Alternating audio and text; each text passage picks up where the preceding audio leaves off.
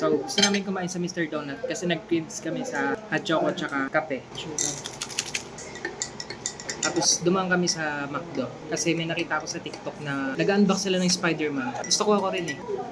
Idol ko kasi yung Spider-Man eh. Simulat sa pool. Sarap. 10 out of 10. Ang sarap ng Wagyu tapa ng Mr. Donut. Pati rin yung rice masarap. Ito nga pala yung binili ko kanina. Bata eh, no? Unbox natin. Hindi ko lang kung kita nyo ako. Inuna yung laron bago yung kain eh, no? May plastic. Ito yung base. Ito yung kung saan siya sasabi. Ito si Spider-Man. Akala ko tali talaga to. Hindi pala. Plastic din siya.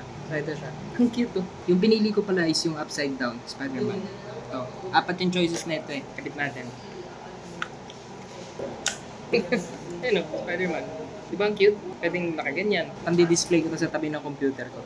Sana gumawa pa kayo McDo ng maraming ganito. Na puro Spider-Man lang. Balik natin siya sa box. Ito yung isa. Ito yung backpack. Keychain to ah. Ang hirap buksan. Maraming option to. Maraming pwedeng pagpilian dito. Hindi ko kabisado kung ano yun eh.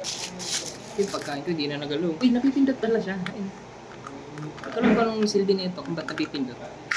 Ah, diba ito siya. Yan. Tingnan mo siya. Ganyan na siya.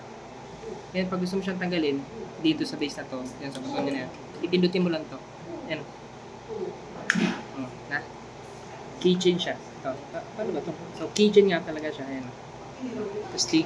Ganda, no? May picture ni Spider-Man dito. Astig. Ba't natatawa ka? Kanyaan. Yung katawan niya ako kasi si bata daw ako.